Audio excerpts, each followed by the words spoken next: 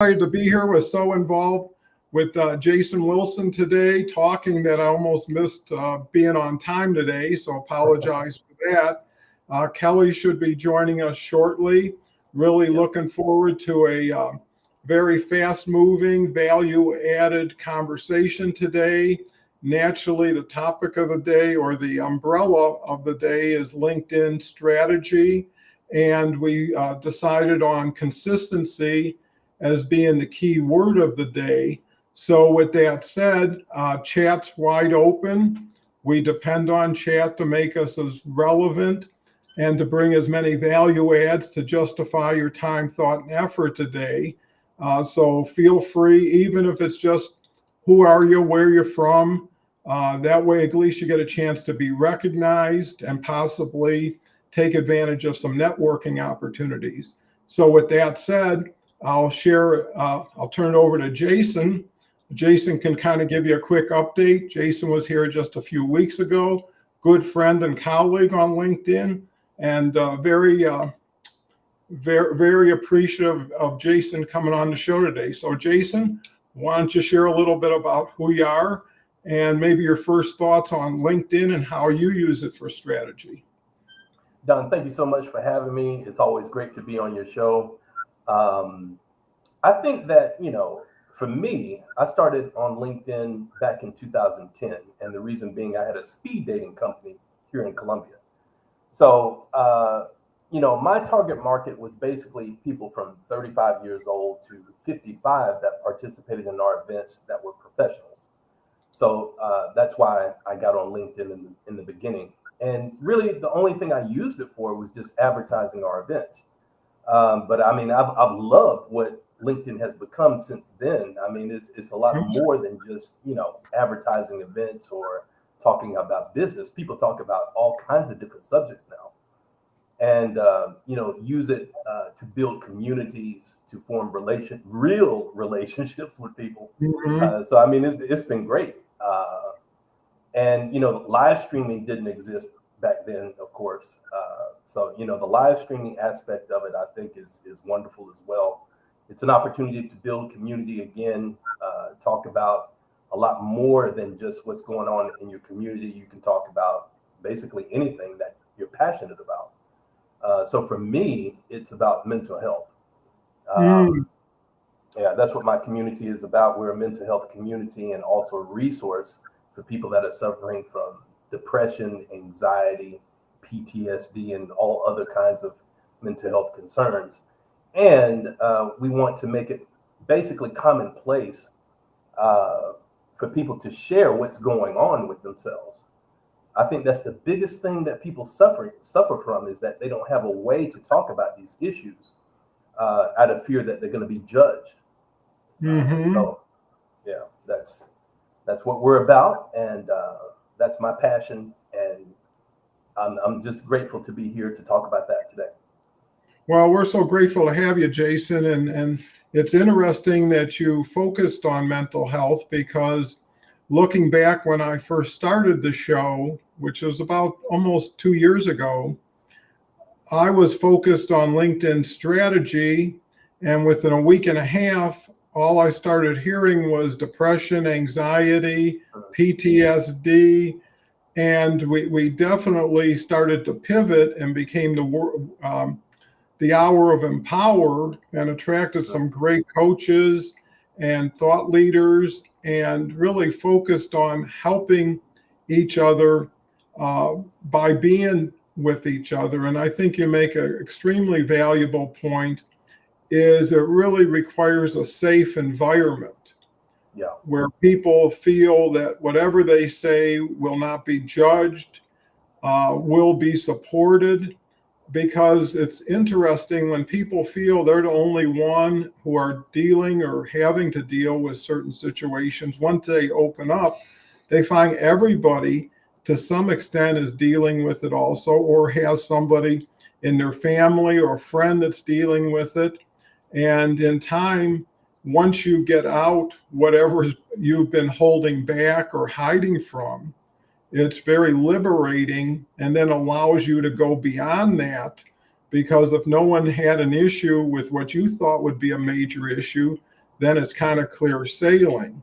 Since then, there's a point where everybody knows everybody, everybody trusts everybody. Now the question is, what do we want to do together? Right? So it's moving that up another level. And what I saw as being the next progression is if people are sharing their voice, by accident almost, why not have a purpose and a direction and a strategy where people can get their own shows and then be able to personalize it to what their most important area of interest is and build a community, because one person by themselves can only do so much.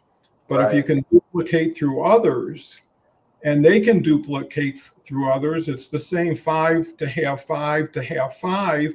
And all of a sudden your community is 125 and everybody is responsible, accountable, and active, because you can only think so much and then eventually got to do something. Exactly. Because it's the doing that really brings reality to you and it allows you to evolve and change in the best ways. So Carrie's here. Just wanted to recognize Carrie. Carrie comes here almost every day. Really great guy, tries to share some jokes and keep things on a high note. So what has impressed you most about your journey in helping others? For me, Don, in the beginning, my biggest fear was public speaking. And here I am right now. I mean, my first live show was actually your show. So, I was terrified to do that in the beginning.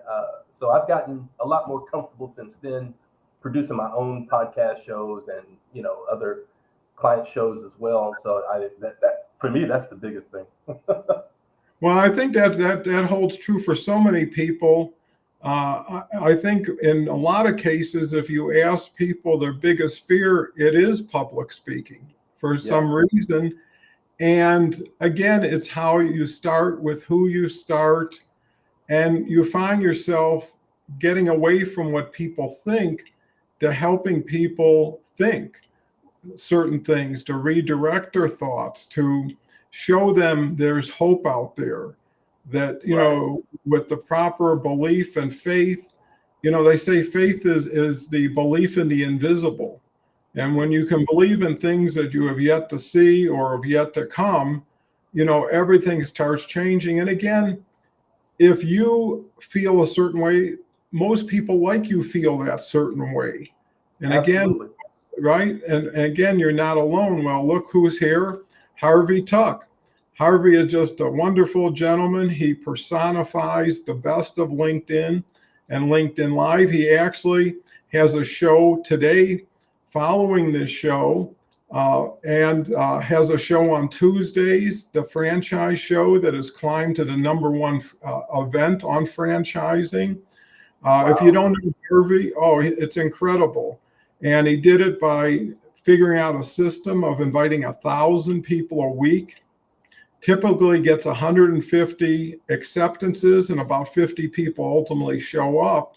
But that's pretty powerful. And I think it's important to know nothing by itself can be enough without the support you bring to promote it, support it, use who's coming here as an opportunity to build extensive and stronger networking.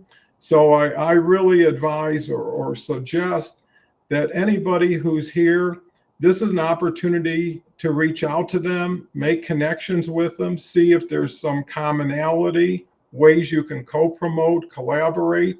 It's really building with what you have and not really concern yourself with what you don't have yet, because a lot of people are in competition and there is no competition. I mean, we're diving into an ocean here that's usually unnavigated and not very well pursued.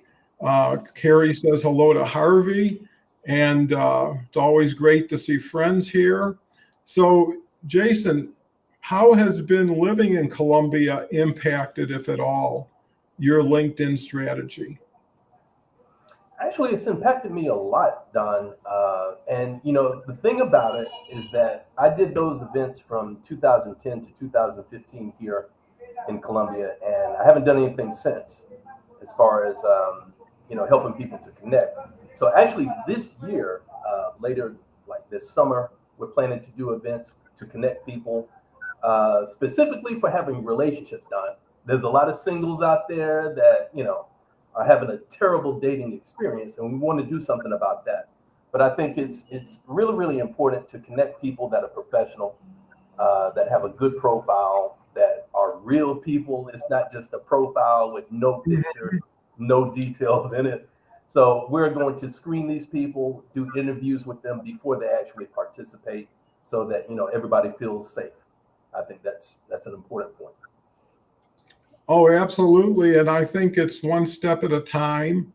And because things change so quick, people tend to overthink, overplan in their strategy. And it's better to take one step, see where you are, decide what the next step is. But, with the word consistency being the core of the show, it's staying the course, it's showing up. It's hard to say, well, I'm going to have a show today and maybe one day I'll have another show. Look forward to seeing me. Where, I did 7 days a week for 500 days. Now I cut back to Wow. Monday through Thursday. And, if someone would have said initially, well, you're going to do 500 days in a row, I would say life won't allow me to, because you never know about appointments or situations. But if you just say, hey, I'll do today's show and then I'll do tomorrow's show, and anytime you say 7 days a week, it's really not 7 days a week. It's an hour each day for 7 days. So we're Uh-huh. seeing we work a day of 8 hours, and it really comes down to more than 7 hours because of preparation and support afterwards. Um, if you didn't enjoy it, you couldn't do it. I think that's the Right. key, right? Yeah, If it's you, impossible. yeah, for sure. And if you didn't have people like Jason and Kelly and Harvey and Carrie, uh, that's what makes it fun, and if you Yeah. can visualize, and I think that's so important, is what if a few of your best friends from around the world knocked on your door at a certain time and said, hey, can I come in for coffee? And we could just sit around and chit chat, and then everybody goes back to what they're doing. Especially during the COVID days when people are isolated, insulated, this gave people an opportunity to be face to face. With AI being such a big factor today, the only thing you can truly trust is who you're with in real Yeah. time and having real conversations. And I think face to face is so important because you get to see how people respond and react. And, there's another saying that time will either expose you or promote you. You can't have a second or third persona because people are too smart not to see it. Right. Harvey comes back with thanking us. Always a pleasure. Very welcome. Dennis is just a great guy, comes here almost every day. 49 years of heating and air conditioning business here in Colorado. I mean, anybody who's, doing 49 years not only has perseverance, but also Mhm. has learned to reinvent themselves probably 7 or 8 times, because the business Dennis started 49 years ago wouldn't be the same business today. Right. Here we go. Dennis agrees, one step at a time and don't trip. Come up with a rhyme. And Dennis is our resident rhymer. We're lucky to have a poet and a comedian every day. Comes back with isolation as it isn't as efficient as insulation, probably, and heating and air conditioning. That's even more valid. And then Right. Hart says, Jason, how do you find the medium of LinkedIn Live for connecting and collaborating with others? Great question. What would you say to that, Jason? Well, that's how I met Kelly. So, I mean, I've met her and several other people from your platform, Don. So, I mean, it's been tremendous for me. I mean, I've had this relationship with the people that I've met from your show for over a year now. So, I mean, it's been great. I Well, highly I think, recommend it. yeah, and you speak so wisely to that point, because you never know what that new connection may turn out to have some lifetime value. And I remember having you on the first time, and actually, you were here before Kelle even had a chance to Right. have her first time. And then just by connecting and getting to know each other, and I know it's kind of come full circle where now Kelle is working with you on your projects. And it's Yes. not just a LinkedIn connection, but it's a relationship that goes beyond the initial introduction. So that's important. I'll have to recognize Carl. Carl is really the person I'm, along with Harvey and a few others, I'm so proud of. He has developed a newsletter that he does 7 days a week, continues to grow. Carl's involved with successful funding events. His newsletter is instant funding because that's usually when people want their money, is right now. And Carl does so much for so many, including myself. And, you know, no man or woman is an island onto themselves. So when you get to talk to Carl, and I will say this, over 700-800 shows, whatever it is, you can't help but take a little bit of everybody you're with you, you know, an idea, a thought, anything, and it only furthers fortify you. Um, oh, Harvey says my hand. No, my hand's okay, thank you. I had a little carpal tunnel, so I'm just putting on. But you know, that's another thing about community, is it's not an audience, it's a community, which ultimately can turn into a family. And, you know, Sure. people don't have a choice in who their blood relatives are. And as you get older, you do more subtracting than adding as far as family and friends. But this is an opportunity to create your relevant family that you choose to be with, and you have to earn their respect and support by how you respond every day, because people have so many choices, and it keeps people more responsible, more accountable to each other. And, you know, I had Bob Berg on, who wrote that great book, The Go Giver, which is really focused on you have to give to get, and you should Yeah. give even without knowing what you're going to get. So thank you, Harvey. Dennis comes back. It's a lively conversation. Agrees Don's platform isn't flat form, but connects and helps correct us. And you know, without an audience, I couldn't do this. Without another guest, I couldn't do this. I know when I did it by myself, I was good for about 8 minutes, and then I ran out of me. And without an audience, you wonder who are you really speaking to. But that's another reason when people depend on you or appreciate you. Sometimes you go do it because they're there and they're waiting for you. So it Yeah. makes you super responsible and accountable. I'll turn it right back to Jason after Harvey. What challenges have you encountered and how have you overcome them? What do you say to that, Jason? Well, you know, over a year ago, Don, I don't know if you remember. Well, I'm sure you remember. You were on LinkedIn back then. There was this feature where you could share stories. And since they took that off, but I used to have awesome engagement through that feature. But I just kind of bounced back from it. I didn't know exactly how I was going to generate, you know, engagement as far as people sharing comments after that was taken away. But I think as far as that's concerned, as long as you're sharing something that's relevant that people can, you know, relate to, I think that's the biggest thing. And you always want to ask questions to the audience that's following you so that they can engage on those questions. So as far as that's concerned, I think that since then, my engagement, of course, has picked up a tremendous amount from being on shows and doing other activities. So that's been really, really important for me.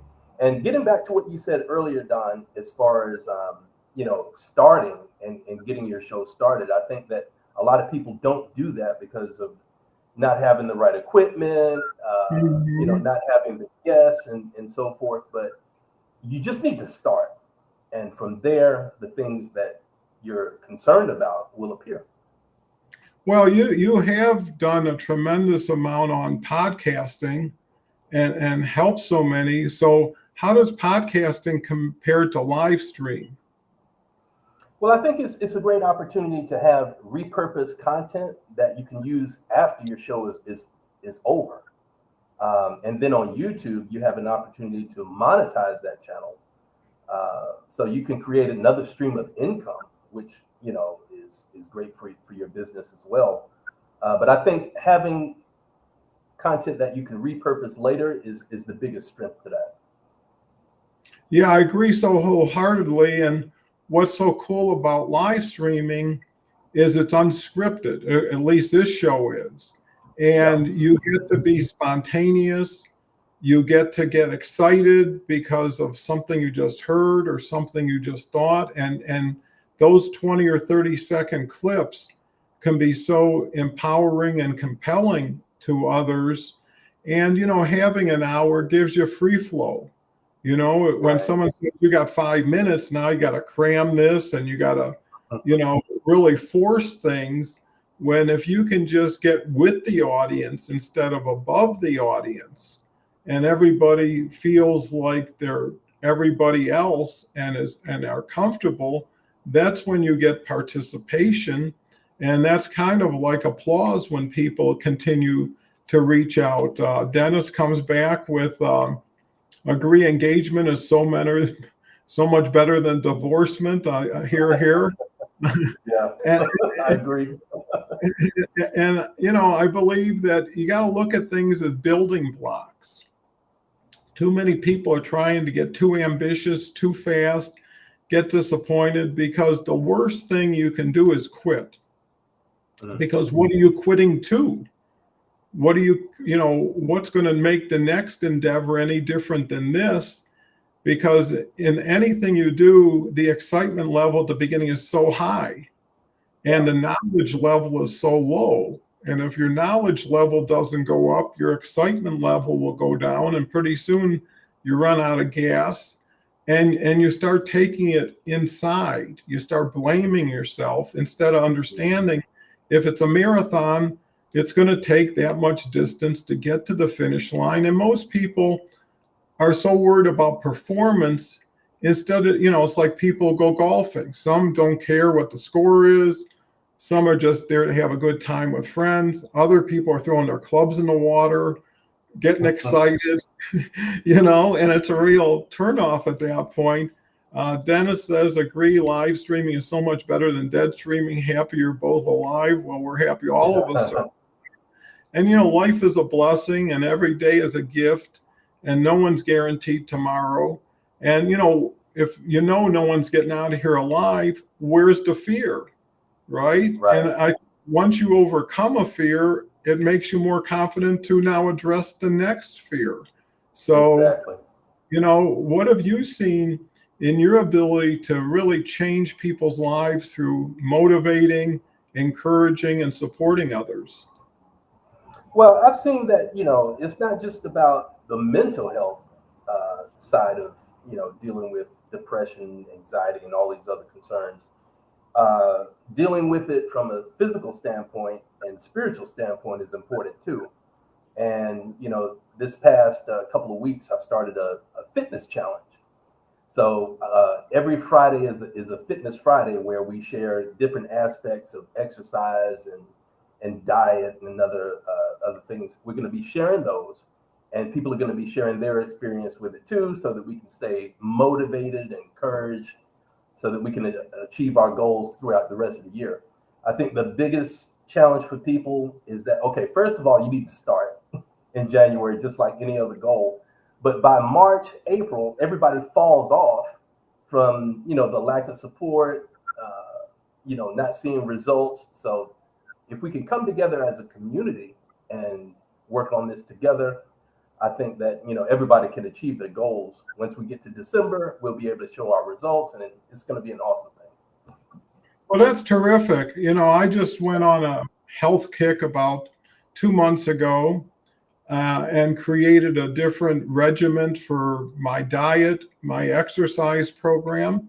And proud to say, I just lost 20 pounds in the last 10 weeks and did it 1 to 2 pounds a week just by Okay. being more thoughtful, right? Because there's so many people who eat and don't know they're eating, or live to eat instead of eat to live. And, everything you do in life either takes you closer or further away from your goal. And Yeah. you know, being healthy is primary. People are always looking at wealth, and being healthy is your biggest asset because it allows you to do more things longer, have more endurance. And you tend to, once you get into a habit, especially if you're like routines and you see results. I Mm. know there's so many people struggle and they exercise so hard and they don't see anything, or Right. they starve themselves. And I think the other key to any quality habit is sustainability. If you're not going to be able to maintain it, I mean, there's people who go on like cabbage diets. Well, how much Oh, can you eat cabbage? I mean, at a certain point, you might work it out for a week, but it's not yeah. sustainable. I think there's also something to being generous with yourself. I've been at parties or celebrations where I get to eat food again I haven't eaten in a long time or share fun. And I just say, well, I'm taking a night off, right? And Right. I'm going to enjoy this because that's what it's meant for. Well, Carl comes back with a great comment here. If you view relationships as assets, best practices recognizes the cost of starting relationships and recommends maintaining relationships as opposed to churning new relations. I think that is so Mm. important because it's just like having people on your team.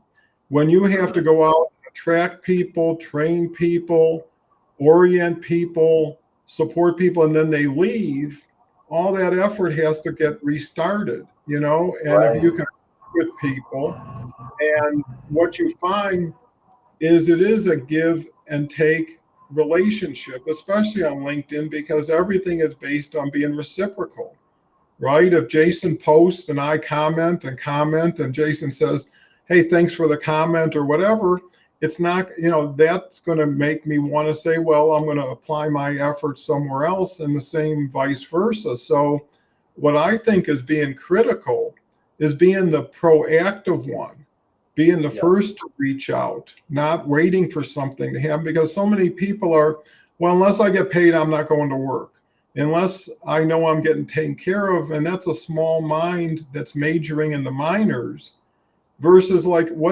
if I have time and I can't help myself, why not help another? You know, Exactly. at least it's going towards some value. Dennis is fast today. Agree when you run out of gas, you become an ass and just pass the gas. Well, that's a lot in one sentence. Agree, health is your best. Beatrice is here. Great to see Beatrice. She's always bringing some very, very valuable, positive information, and she loves to use emojis. Being healthy is the new wealthy. And, Yes. people, are not only living longer, but allowing themselves to live better. And, sometimes people don't even know how unhealthy they are because they've just fit into that and they Well, learn the to thing be, about please. yeah, the thing about mental health too is that it's really really hard to be depressed if you're on some kind of exercise program. So I think leaving any aspect out of your life, whether it be spiritual or physical, along with the mental, is really really important. I mean, it's hard to be balanced without concentrating on all three parts of yourself.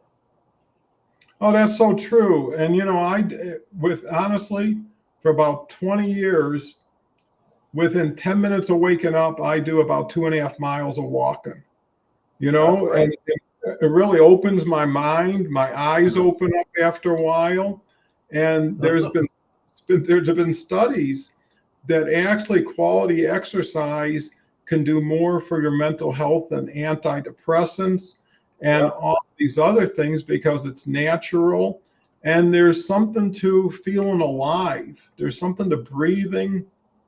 And also, if you're lucky enough to be out in nature, walk a park, you start to hear the birds, you start to see the trees, and you become one with what's around you. Where some people hide in their little bedroom and they're closed off.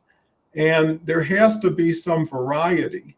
There has Yeah. to be something that says, okay, time to read. Actually, when I do my walking, I'm also listening to audibles.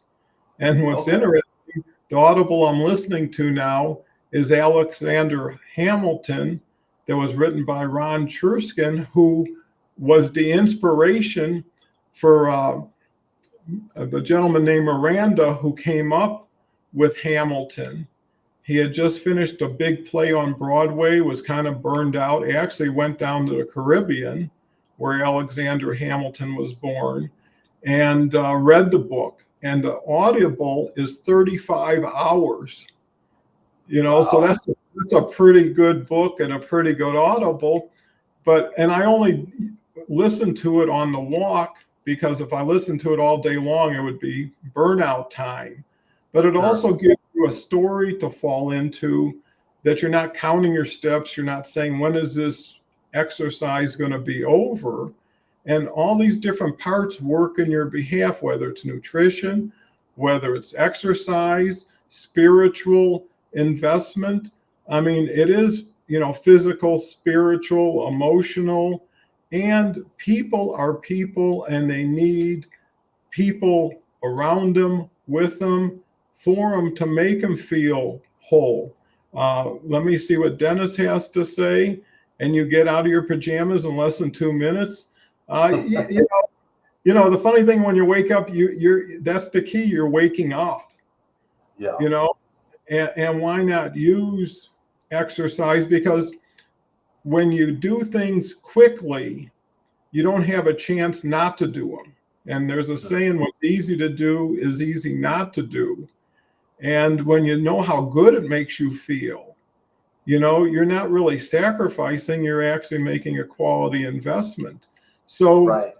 how do you get ready every day, Jason? For me, I wake up at 5:20, more or less every day, because my son, he goes to school. He has to be on the bus at 6, so I have to get up and help him get ready. But then after that, at least three days a week, I go to the gym. And for me, it's lifting weights. I was a fitness professional, personal trainer in the States for 10 years before I came down here to Columbia. So, fitness has always been part of my life, especially lifting weights. So that's what I love to do. And, getting back to the point that you made earlier, it has to be something that you enjoy doing. And then, for me, it's pancakes. That's one of the things that I love to eat. I have a cheat day. I make that Saturday, and I have my pancakes. So, I'm really, really disciplined Monday through Friday. And then on the weekend, I have a cheat day. I enjoy my pancakes and other things I like to eat. So, it has to be sustainable, like you said, enjoyable, so that you stay consistent throughout the year. But like you said, if you have a cabbage diet or a lime juice diet for a month, you're not going to sustain that. Oh, for sure. My thing is, I eat oatmeal now every morning. And with oatmeal, if it was just oatmeal, it may not be that attractive. But when you add a little cinnamon, you add some berries, you add some almonds, you add some yogurt. And now every day is, do I want to put peaches in there or pineapple or whatever? It changes. And if it's satisfying, then that's one more positive part.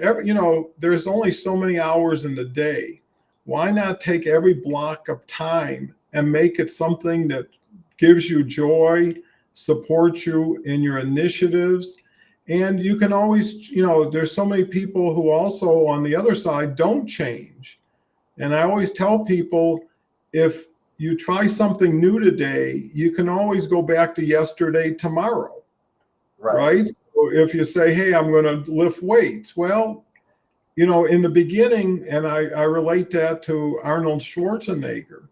And in his book, he says that, when he was a muscle guy, right, who was winning all these titles, he said he never counted certain reps until he felt pain.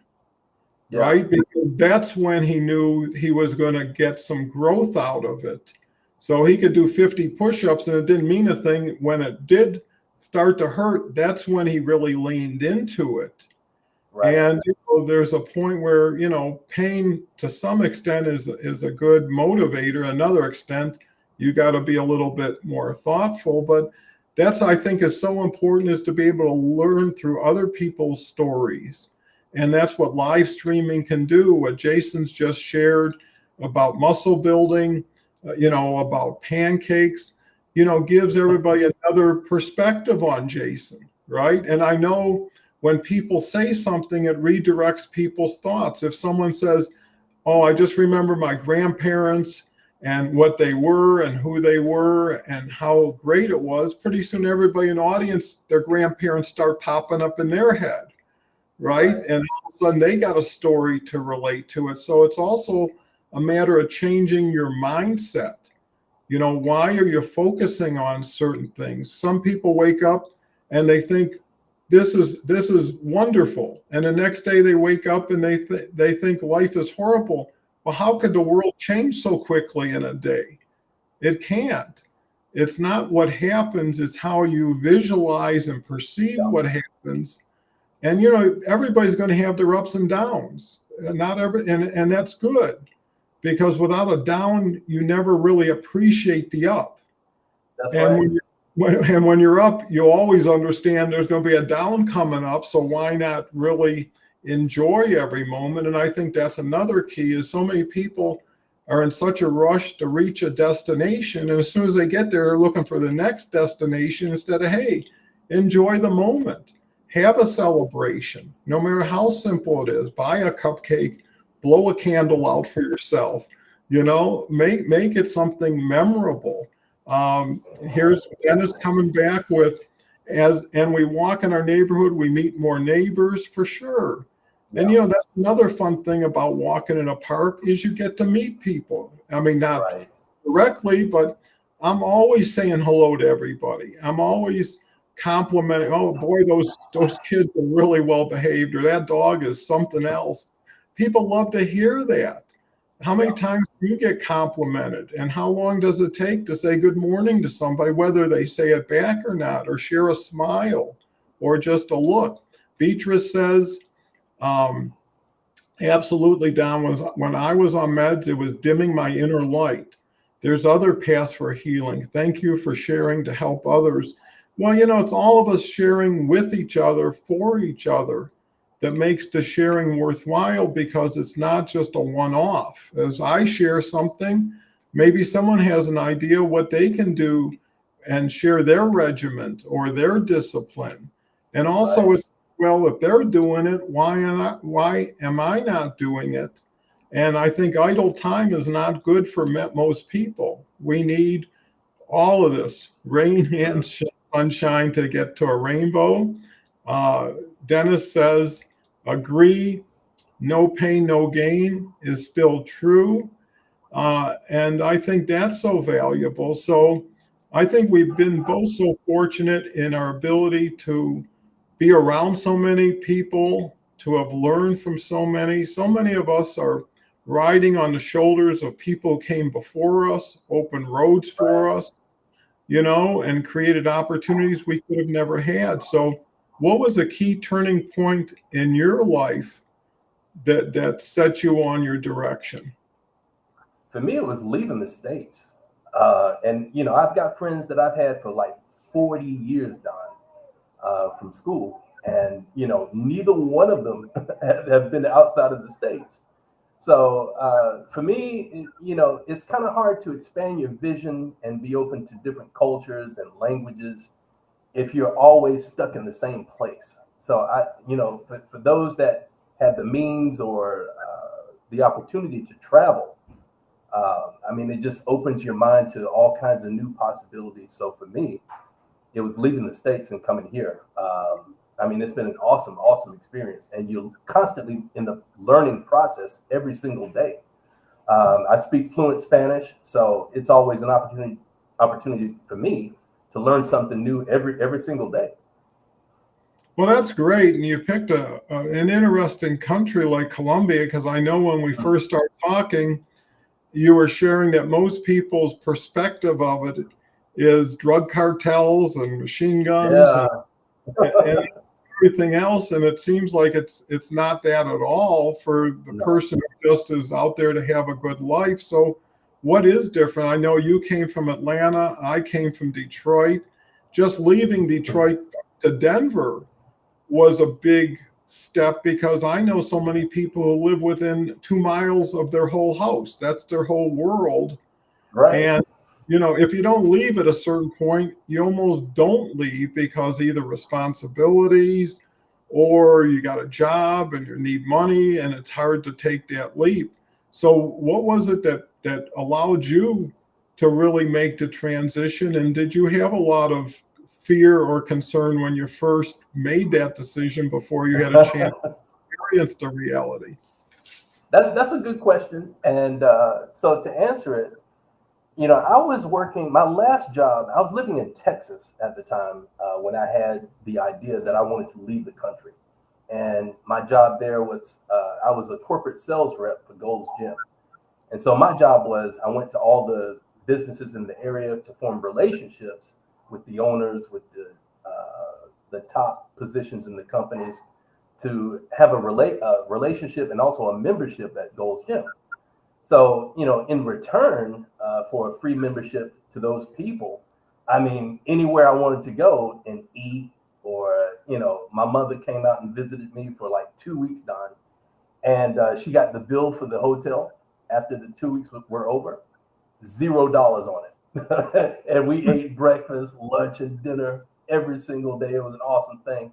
So that's one of the things I want to do through Circle of Friends Club is form these kinds of relationships for our members. When they go someplace and say that they're a member of Circle of Friends Club, they have an automatic benefit at this place. So, during that time, I knew that I wanted to learn Spanish and just experience a different culture. I had been in the States for 30 years. I wanted to have a new experience. And prior to that, I had a Colombian girlfriend. So I said, after that relationship, I said, okay, my wife will be Colombian. So I actually left Texas not too much longer after that and went to Atlanta. And during that stay, I was there for 4 months, and I met my first wife, who was from Bogota in Atlanta. And so, during that time, we're talking about the end of 2002. And like you said, everything about Colombia that was in the media, that was on the internet was negative. I mean, it was kidnappings, bombings, and drug busts, and there was nothing positive. And, my ex-wife, she told me, Jason, don't worry about what you read in the news or on the internet. Come on down, get the experience for yourself and see what it's like. And when I got here, I mean, it was nothing like that.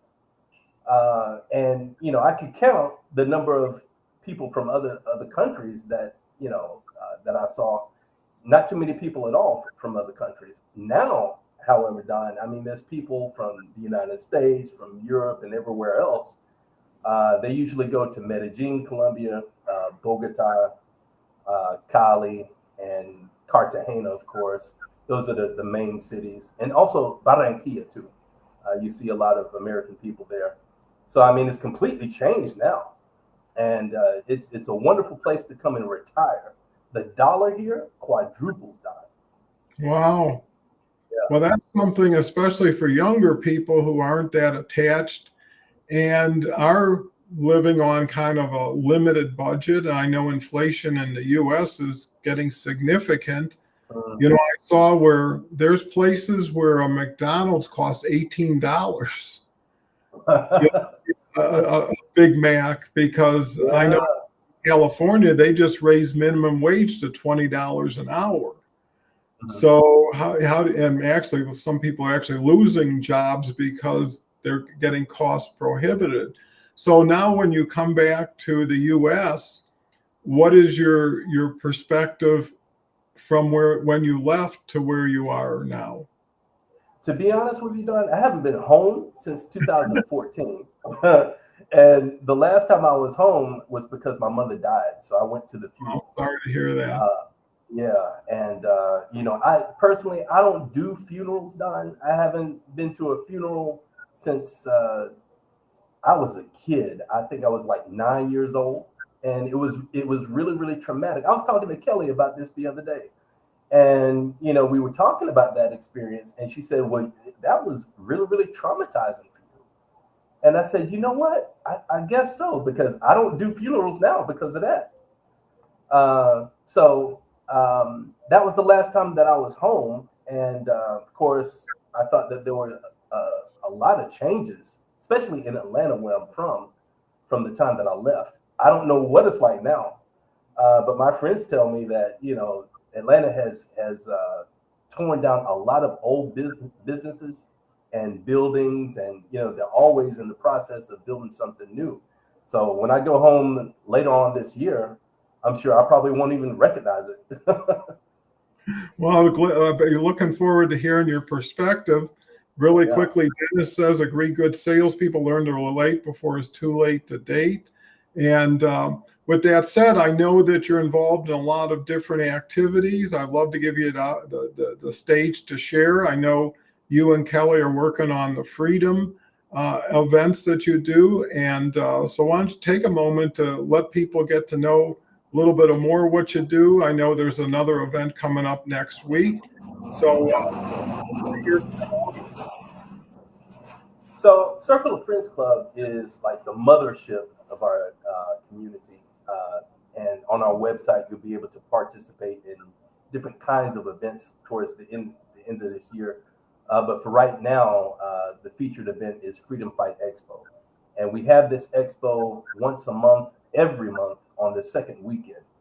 So the idea is that we have 10 speakers that are featured, speakers that are entrepreneurs, mental health practitioners, and athletes that are current athletes and retired athletes.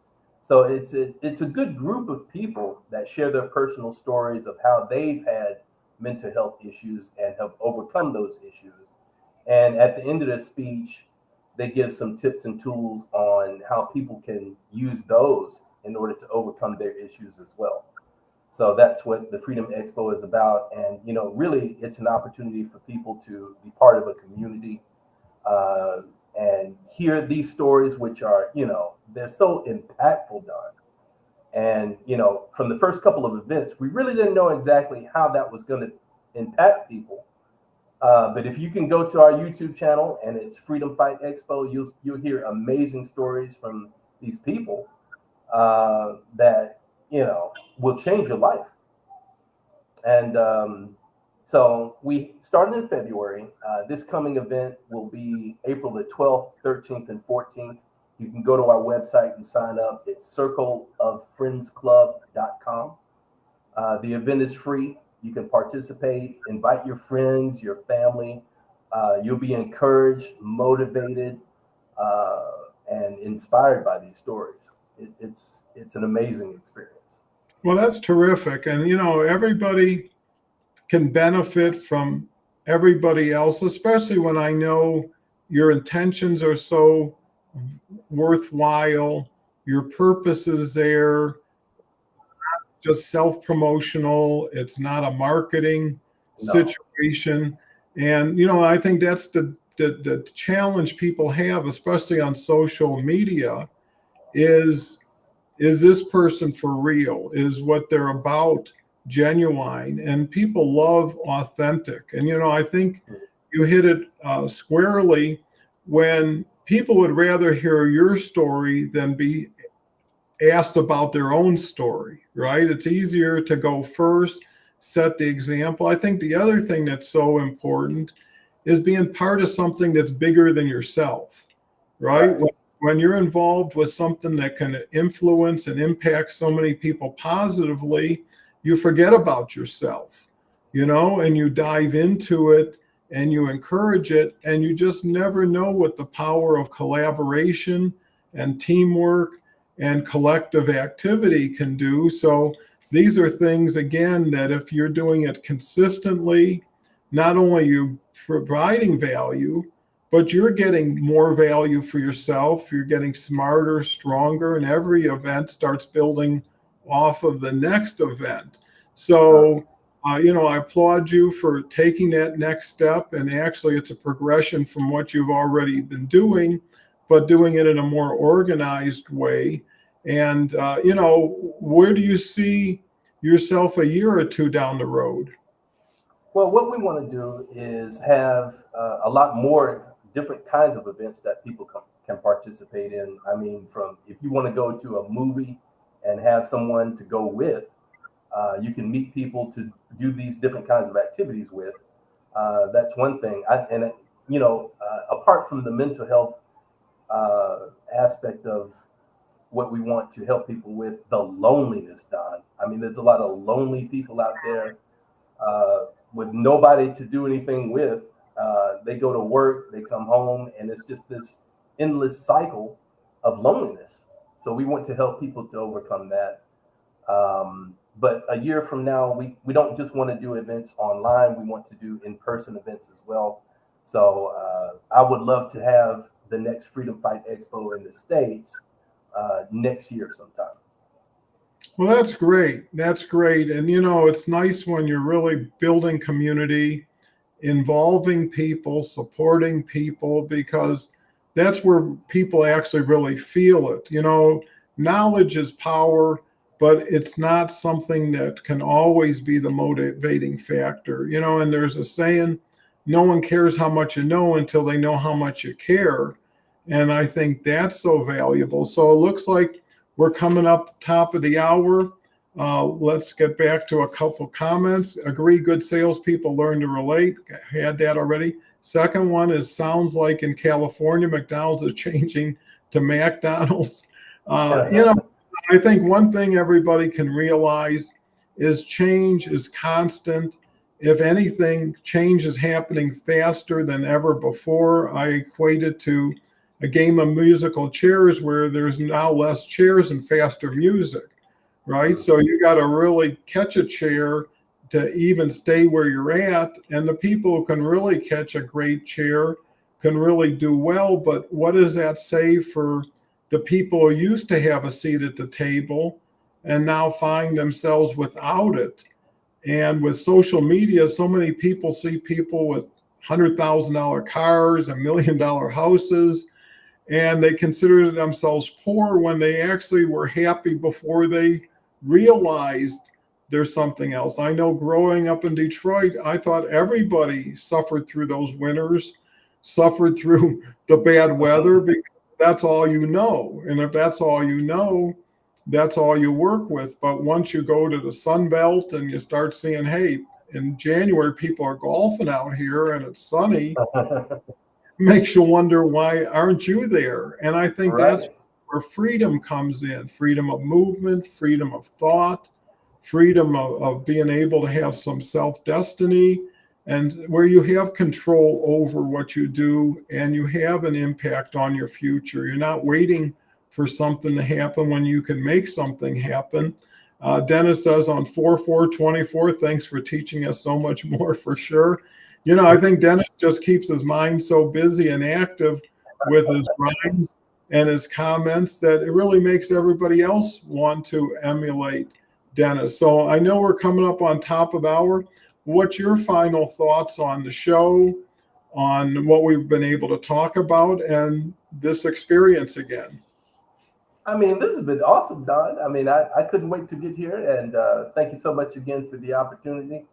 I mean, it's been a great opportunity for me to talk about what I'm passionate about. So for me, that's helping as many people as I possibly can to be free of their mental health issues. And there's such a need for it. I mean, with social media, I think that's one of the biggest problems for people. It's a blessing, right, to have social media. But if you can't leave your house, you can't do other activities to connect with people aside from being online, I think that's a huge problem. And it's been a huge cause for suicide and other problems. So I want to help people as much as I possibly can.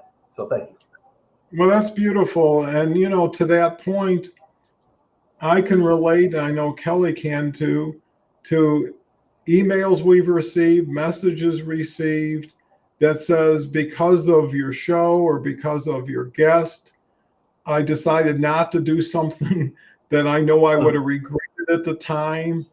So many people are on the edge. and it could go either way. And sometimes that one kind word, that one quality thought can make somebody re-examine what they do, because I think the other element is people shouldn't live in a vacuum, and people don't always realize how important and valuable they are to so many people around them, and they Right. forget that. And there's so many people who do impulsive things in the moment that if they just had a few more minutes to reflect, they may not have done it. And you could be that agent of change for somebody who says, well, you gave me hope. You gave me a reason to stick around one more day. And, how do you not get affected by that and say, if all you do is help one person every day, oh, again, getting back to consistency, how significant can that be? And how valuable do you become knowing that you have that effect on people? And that's something that money can't, equate with. Last Right. couple of comments. Beatrice says, social media can be a blessing or a curse. This show is a blessing. Well, thank you so much, Beatrice, and you're a blessing. And when, the other thing is when you say something, in most cases, you heard what you just said the same time everybody else did, and it surprises you. Sometimes something pops out of your mouth, and where did that come from? But I'm impressed, and it was because someone was the stimulus to that response. And Right. everybody can be. There's another saying we've had here from the beginning is, if you can't do it, could we do it together? Right? You don't always have to be 100%. Sometimes you're just missing 15 or 20%, and no different than going next door and borrowing a cup of sugar. Someone could say, hey, and I think that's so important. Reach out for help. I know Jason, I know Kelle, I know everybody here. If you approach them in the right way, we'll find 15 minutes on a Zoom call to Yeah. just get to know you, just to do that. And if it's available to you, and that, then it's your responsibility to take action. And if it's going to be something drastic or dramatic, why not do something that may be a little bit scary? Like Jason said, public speaking, be on a show. And I think at the end of the day, trust is so important. I wouldn't take Yes. somebody on a boat ride that was afraid of water or a boat and not make sure they're safe, right? And if, again, trust the people around you who are worth trusting, question people around you who haven't come through for you. And I think association is as important as disassociation. They say you're the factor of the 5 people you spend the most time with. Ask Yeah. yourself, what are they doing? Where are they going? Is because wherever they're doing and where they're going is where you're going to be if you don't make a move. And sometimes you just say, person was great up until then, and now it doesn't serve me as well, or I don't serve them. Why not make a new connection and upgrade and optimize? Last comment I'll mention before we say goodbye. Agree we can help somebody else. We feel less sorry about ourselves. And, Yeah. not everybody gets the same turn at the same time. And I think living vicariously, I'm so happy when Jason reaches more success, or Kelle or Harvey, because it's a family. How many people would you love to root on, to be a fan of theirs, knowing they're going to be rooting you on and be a fan of yours? So there's strength in numbers and community. So with that said, I want to thank Jason so much for coming on the show. It's always Thank a you, Don. pleasure. I always learn so much. Take advantage of what Jason's doing. He's a professional, but also a quality individual, and somebody who can bring tremendous value into getting to know him. And with that said, thank you very much. I'm off the next 3 days, but I'll be back Monday with a great show with Khan, who's here every week or every other week, and a new gentleman, and I'll share his name with you. His name is Irwin. He is up in Calgary. He works with clients who are requiring up from 100 million to $5 billion in financing. He works in 30 different countries. Just a great guy. So with that, thank you very much, Jason. Thank you, audience. Have a wonderful weekend, and we'll come back Monday and do it again. Take care.